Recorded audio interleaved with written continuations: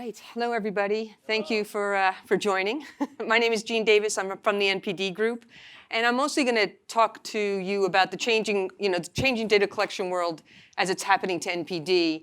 But certainly, since we work with a lot of different companies here that are at SampleCon, kind of want to go through what we've been experiencing, what's been happening over the years.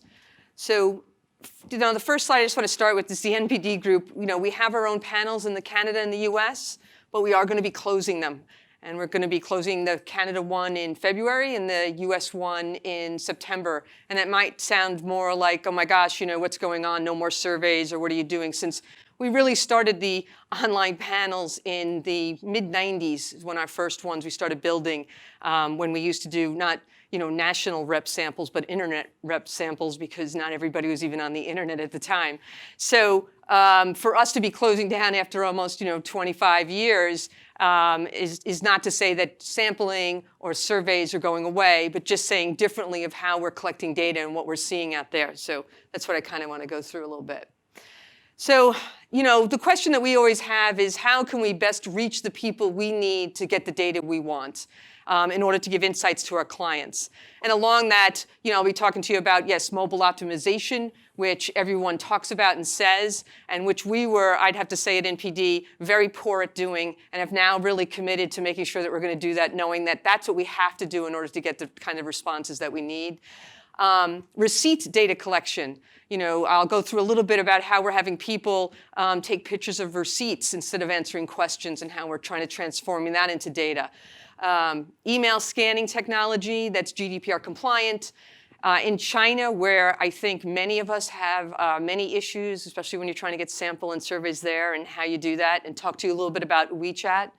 Streaming video on demand data, console game panels, and other partnerships that we're kind of going into to combine the different data sets, along with not only sampling surveys, but other data sets that we're combining in order to answer the questions for our clients.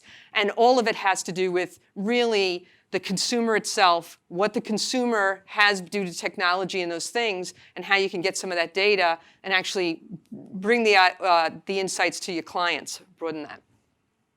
So first, I'm going to just go through a couple of slides here that basically everyone has seen and seen quite a bit. The internet changed the world, but the smartphone really rocked it as far as like when it came to research. Because I'd have to say that when we went online, all we did do when we went from paper to online was we just moved the paper questions right to the online questions. We really didn't change much at all. And but when the smartphone came along, we started, we saw immediately how the impact of when people were trying to take these surveys on their phone, the impact to our data as we wanted people. And as more and more people are trying to do these, surveys on their phone, the more and more impact it is having on our data. So we really had to take a stand on that. So as we know, the smartphone really and the internet has really changed like all these aspects. Research has become the primary, and you can Google, you can find anything you want nowadays. Communication, do you remember phone calls and letters? I know now with my kids, it's all about texting and everything else. It's not about phone calls almost anymore. Shopping, you don't really have to visit a physical location if you don't want to. You can do it all online. It's not mandatory to go to a store. And entertainment, really, the only reason I put up who still has their Blockbuster card is a few weeks ago I was cleaning out some drawer and I came across it. I was like, are you kidding me? So financial services, how often are you really, how often are you really, do you really have to go to the bank anymore, and how much can you do online, and how we're paying things through the wallet and all these other things that we're doing. Relationships, you don't really have to know anyone to like them or love them at all. You can get to know people through, there's different mediums to do that. Healthcare, if you can Google, you could be a doctor, right? We all know that. You can look up everything. And marketing, you really have to start making it more personal now. The expectation of people is, how does it pertain to me? What are we doing? And employment, do you need to spend 8 hours a day in an office to be productive? And all these things have made a massive change on us trying to get the type of data that we want, and how do we find these people at the times that they're available to even do a survey or anything else. Let me just go back one. While more people have access to the internet, most access through the mobile. And these are just basic numbers that you all know and seen. 4.2 billion internet users, 3.7 billion global mobile internet, and about 60 almost close to 65% of all mobile phone users will access the internet from their mobile phone. These are all numbers that we see, and these are all impacting how we collect data or how we can get the type of data to go to our clients with the insights that they are expecting we give them. I put in this slide for China because it's been, since we've kind of gone to the APAC region for us at NPD, this really has an impact on us. Most of the time, the people in China, their only way to get to the internet is through the phone. And through the phone, what we've looked at is WeChat being one of the main places where, they have about 800 billion people on WeChat that do everything from, it's like Facebook on kind of steroids. It does all their financial. It can you can get a taxi. You can do everything through it. And so for us, when we were dealing with online panels, we found that the demographics there were so different than what we found on WeChat. And I'll go through a little bit later kind of the different things that we've been testing out in China to make sure we can get to the respondents that we need to get to as we move forward. So, when we at NPD are sitting around saying, okay, as we see all these things that are impacting our surveys and our data, where we did not feel good about, what we're giving clients is going to be representative enough of what is happening out there in the industry. One of the questions we started asking is, where are the respondents? What other types of technology or what technology are they using, and what technology can we possibly, tap into that can help, collect some of this information? And then what should we be testing? We want to test the respondent demographic diversity, the functionality of the technology, the categories, as well as the user experience through all this, and making sure that then what we get back is high quality that we can then put together for our clients as we move forward. So I'm just going to go through a bunch of things that we've been doing over the past year and a half, and kind of where it came around to making the decision that we were going to close down our panels and move forward with other types of things that we do. So one of the things, I keep doing this too much, and this was not a big thing, and many of you have done this, but for us, we have what we call trackers or syndicated surveys that we've been running since the 80s in all different types of industries, whether it be sports, fashion, toys, food, et cetera. And like I said, when we moved to the online world, all we did was move those surveys over. And yet what we're finding is that, again, those surveys were just long. They were about 20 to 30 minutes long sometimes. You couldn't do them very well on the phone. But we had a really hard time inside our own company of saying we have to change. Because when you have 40 years worth of trend, that's a really hard thing to break, especially when you're telling people if you change anything, all our data is going to change. Oh my gosh, we can't do this. We can't go to these clients with this. So we really had to show really how, look, we're not getting what we want. These answers aren't starting to match up with what we're seeing, but we truly know what's going on out there. So we really need to do something and make a change for what we're having. So we started just doing, the panel department just started doing a lot of mobile testing and showing the clients, the internal clients, how in changing this and changing the mobile surveys to be mobile optimized. Yes, we do lose a bunch of questions. We do lose some information, but basically the information that we are getting is much better as we move forward. So after we did this UK test on sports, 45% completed the test survey via mobile versus the 29%. And when I say production, I mean what we're seeing with the online world with the old version. All ages benefited, the younger benefiting the most, so we were able to get a lot more 15 to 24-year-olds actually completing these surveys. The dropout rates were much higher for the panelists taking the survey with a mobile than with a laptop in the production survey. So in other words, it was making sense that in our old survey, we were losing everybody who was on mobile when they were trying to take that survey. And the lower dropout rate for panelists taking the mobile-enabled version on a mobile device. So it was a really good format to show everybody at the company, like, we have to do something about our surveys. Yes, we're going to change trends. Yes, things are going to happen. But let's look at other ways that maybe we could possibly collect data. The other thing we did was we have this journal. It's called NET. It's National Eating Trends. And if you've ever been on MSNBC or stuff like that, a lot of times when they quote anything with food, they quote the NET, the NPD NET panel about eating trends in the US. In March, it'll be 40 years that it's been running.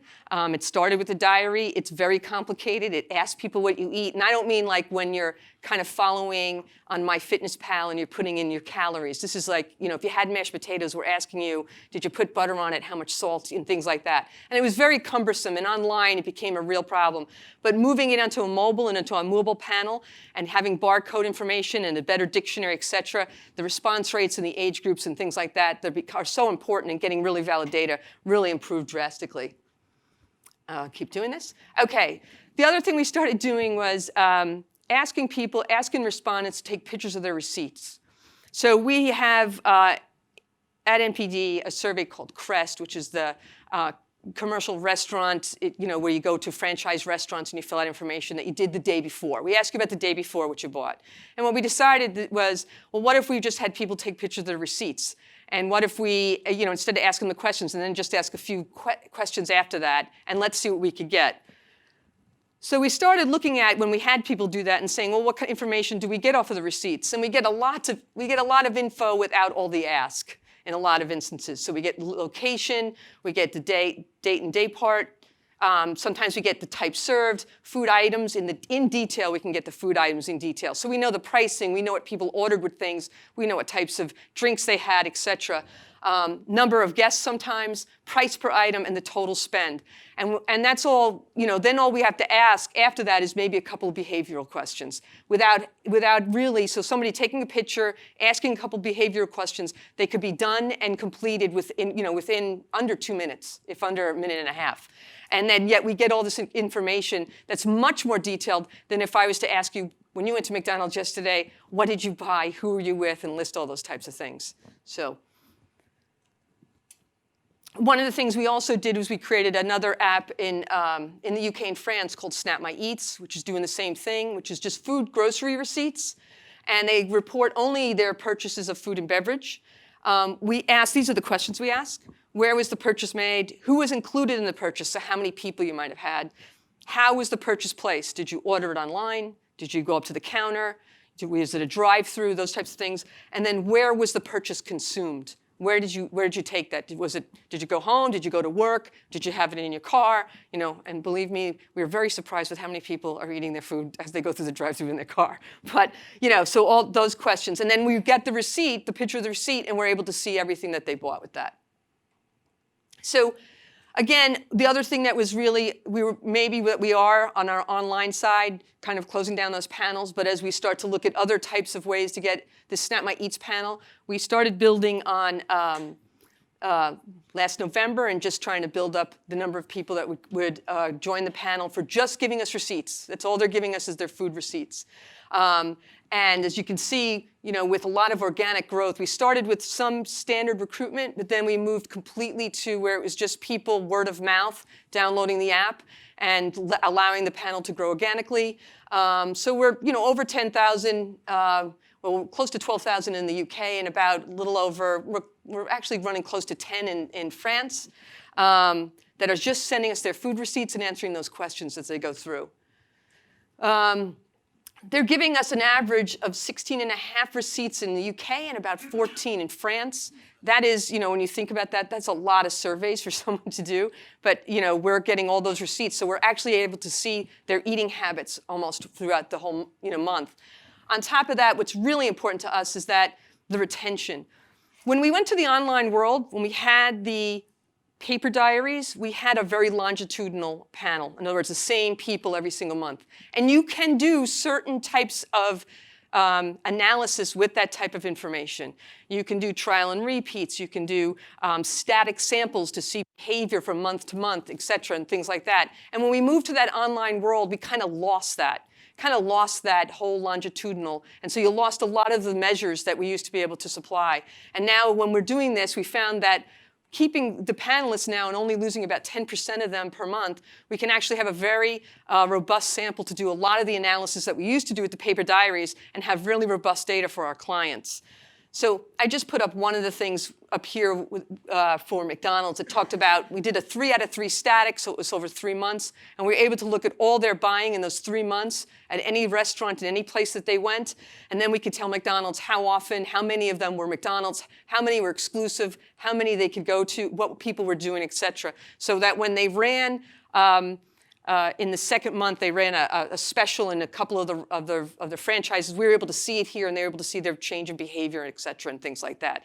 And so that brings back to us quite a bit of ways of analyzing the data just because of the technology and different ways of doing it. But we still have to handle this as a panel. These are still respondents. These still have to be respectful. But when you think about it, we're really asking people to do really quick pictures and answer 3 or 4 questions. So the behavior and their interaction is very fast and very quick. And so it's not on an engagement side.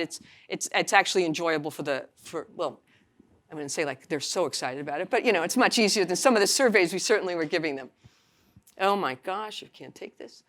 The other thing that we started doing is we noticed that when we were doing the receipts, what we were missing out on was some of the receipts that you get in your email box that would be sent directly there. So we wanted to give people an opportunity to send us those receipts as well, to be part of all the receipts that they were taking pictures of. So we created an application where we would ask people for certain types of receipts that we knew were, like whether it be McDonald's or whether it be J.D. Wetherspoons in the UK, et cetera, different types of things, Just Eats, Uber Eats, those types of things. And we asked them if they would send us to us. The thing is, in the Snap My Eats, we asked 4 questions. We asked about where you consumed it, et cetera. So we needed to build this application that would ask those questions. So what would happen is an email comes in, it just says to click, it sends automatically, tells them the receipts we're getting, tells you the receipts we want, and it asks those 4 questions for each of those receipts. And the way it was done was very simple. It was just click, and then all you do was hit send, and those receipts would get automatically sent. And then again, the engagement, all those receipts went into your box to say, hey, they're added to the receipts you've been taking pictures of, so they could get the rewards, et cetera. They'd get the points that they needed, et cetera, for that. So we were trying to resolve for those receipts that people don't get when they go to buy, especially through an app, and that we could still get through their email. WeChat, we struggle in the APAC region, but we especially struggle in China. And our online surveys are not good. They're not very, they're too long. There's also majority, I'd say, of the Chinese people are not going home on their PCs to join panels to do surveys. So what we said to ourselves is, where are they? Where can we find these respondents? And we knew that if we went to the WeChat environment, where there's over 1 billion monthly active users there, we could build a mini program or an app within WeChat and start our own recruitment and build our own little panel world within the WeChat environment. All right? And so when we did that, it was, we had over 1,200 users registered, over 20% converted into active users, and submitted an average of 12 receipts. And what we did in this case is we added, because we're in the industries of food, footwear and beauty within China, we kind of added those surveys within that experience and built out that way.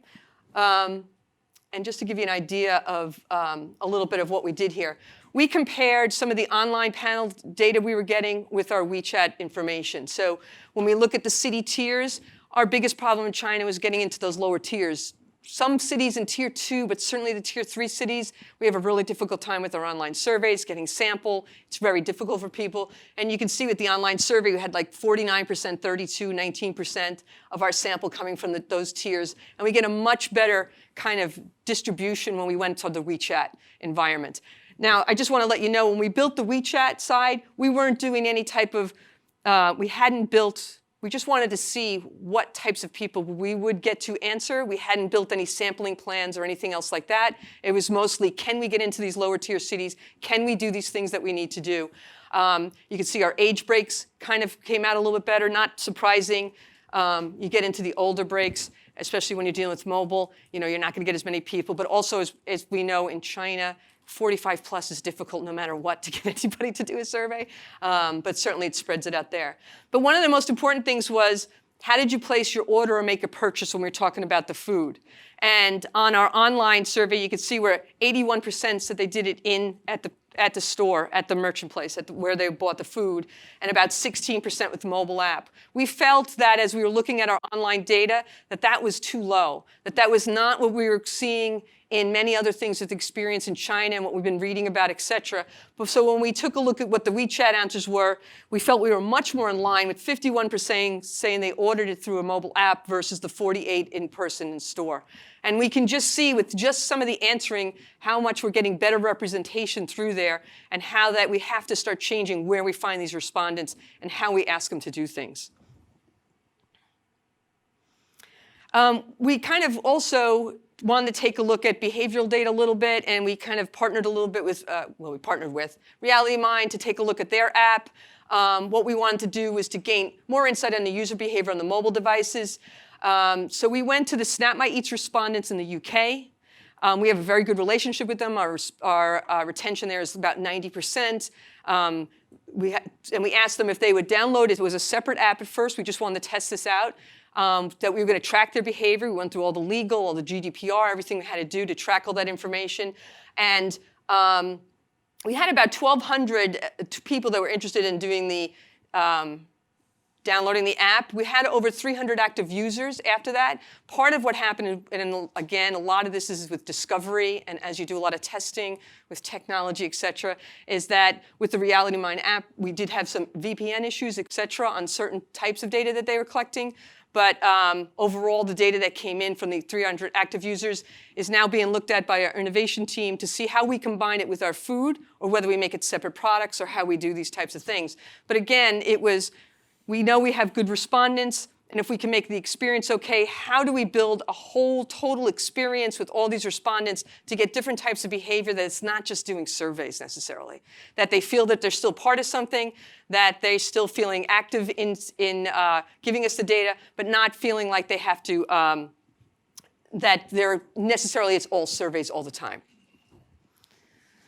This was just some of the data we saw from the app data, you know, what people opened up on their phones. So Greggs is a very big supermarket in the UK, and most of them have their app stores and loyalty programs through Greggs. McDonald's, Uber Eats, KFC, Subway, et cetera. A lot of them had those types of apps on their phones, et cetera. We also built up another panel to collect streaming video information from panelists for Netflix, Amazon, and Hulu. We probably spent as much time with legal as we did with building the platform because of privacy, because of all these things, how the communication was going to go with the respondent, how we had to make sure that they felt if they felt that they wanted to stop or whatever, they can get in touch with us, and everything was done. So it's almost like equal time. By the time we were building up the platform to scrape their information, we had to go through all the legal and make sure that everything was done and all the steps that have to be in place to make sure that you're all, everything's legal and you're doing everything above board. So we have built the panels to have approximately 8,000 to 10,000 per service, panelists per service. Some of that is overlap. You know, in some instances, people have all 3 or 2 or whatever. But, and that's going very well. And again, it's more about the communication with the respondent, but it's a different relationship than like when we had an online panel where they would go and get rewards through their point system, et cetera. This is a different type of relationship. And you have to build that out and kind of know that as you move forward. But the data, it's not, we had a survey that was about 30 minutes long. It was called like Video Watch or whatever. And it basically would ask you, what did you watch in the last 7 days, et cetera. And you just can't, I mean, I don't know about anyone else. I don't remember what I was watching on Sunday, never mind yesterday. And so we knew that information with all of the programming that is now going on and where you watched it and everything else becomes so different. So this becomes much easier for us because now we don't have to ask anything. We can kind of get that information. The other one we're doing is console gaming panels as well. So here's another one where we spent an awful lot of time with legal as we built out all this information and how we built it. We collected gaming activity from users on Xbox and PlayStation. The users register, and we have to go through this whole thing, especially we do have kids, so we do, again, legal is like unbelievable what we have to go through because you have to get the parents and everything else. But when we're trying to get information for our clients, and we want to be able to, without harassing or trying to get the panelist or the respondent to answer all the questions, we kind of were very upfront with what we're doing and how we're collecting information. Then we developed the website. We built all the registration flow, communication, the terms, and all the legal. panel management, recruitment, and now what we're doing is collecting the information from these respondents. Whatever they play, we get that information, and we can see what they're playing and what's going on. So again, it's all streaming information to us, and we can put together the demographics, and we can do all these types of things without necessarily doing surveys. I think when I think about SampleCon and all the companies that are here, there's, we've talked quite a bit, and we've seen even with the first few speakers and what we've seen, that technology has really impacted what we do. But we could take really advantage of some of this technology that people have in their phone, technology on other aspects. And you can if you can find the respondents and you can speak to them and you can build the right type of technology, you can get the kind of information you're looking for without necessarily doing surveys all the time. So it's a different types of sampling, and it's different types of things to do with respondents. But there is a way that if you have respondents and you do have a panel, there are different ways to interact with them, that they can feel like they're part of that panel, that you can engage with them and collect different types of information that is different than just doing surveys all the time. And it's really about covering off on what's the least amount of friction that I have to give a respondent in order to get the information that we need as we move forward. That was it. So I don't know if anyone has any questions. Like I was saying from the beginning, it was more along the lines of we're closing our own online panels because of the people that we have even here at SampleCon that are really good at doing those types of, we're going to continue doing surveys, but we're also trying to look at other ways of doing things. Yes? So fundamentally what you're doing in China and the UK and the US is the same. You're asking people to buy something, send a receipt. Yes. Are there cultural considerations that you took into account or maybe stumbled on, that people don't like to take a photo of their receipt in public in one country, but they might in another, or is it just sort of noise now? No, it's, what we found was different was, like in France, where we're probably going to even make a change to certain things, is that a lot of the places that you go to in France don't have the itemized detail. So it'll be a pastry shop or whatever, so it'll just have a total, and we're looking for that itemized information. So what we may have to do is say, hey, if there's no item, give us the picture, but could you just tell us if it was a cup of coffee or you had a Danish or whatever. So it's more along those lines. We didn't find anything behaviorally different from the receipts or what people were doing. Yes? Yeah, so I love these, I don't know if you call them niche panels. Yeah, little niche, yeah. Okay. Do you sell that to the other buyers? And number two, I'm sorry. Yeah, do you sell that to other buyers? And number two, hopefully you can divulge kind of what's next. Are there secret panels you're building now that you can divulge? Because I think this is fascinating and great for the industry. One of the things that we are doing is, like I said, we look for where the consumers are, and in Japan, we actually found a company that I don't want to go into too much detail what they're doing, but their byproduct is the receipts. Their byproduct is the receipts. So we found them and said, hey, we'll buy your receipts then. You're not using them. And to them, it just goes to their bottom line. So it's trying to find this information where it is for different things. We're working with credit card information, a lot of credit card information. And at the end of the day, what NPD is doing is it's still doing surveys. It's still doing these other types of things, and we're just combining them and pulling the product together that's still giving the same answer that we used to give for a 45-minute survey, but now we're just collecting the information, kind of giving it in bits and different ways of collecting it. So we're working on, we have things of like byproducts from things that we have here that we're not using. Like we don't use the grocery receipts in Receipt Pal, which is the US version. So actually Nielsen buys those receipts from us, and then they take the CPG piece of it, all the supermarket stuff, and they're doing that. So what we do is we're looking at all this information, which is really good information from panelists and respondents, and saying, okay, what is good for us to use, and what can we even partner with other companies that they can take, and what can we do on these different aspects of things. Can I do a follow-up? Yeah. Sure. Have you done research on like stated versus actual behavior? And if so, do you have any insights there? Yeah, well, I've been comparing the online with, because what we could do with some of these panelists is we have them do both. So then we can kind of see. And what it really is the people, when they're doing the online surveys, I'd say about 98% of them really want to do the right thing, and they're trying to remember. So they might be off on whether it be price or it might be off on the day they went, or whatever. So we have done some of that to see where and it's just so much better when they're just doing these types of things that they don't have to worry about trying to remember, at the time. So that's where the side-by-side has come in, and that's why we've changed kind of a lot of what we're trying to do and how we look at it and where the data comes from, and what else we can do with different data sets that can give us the same information without worrying about the respondent so much. Uh-huh. All right. Anyone else? Well, thank you very much for your time. I appreciate it.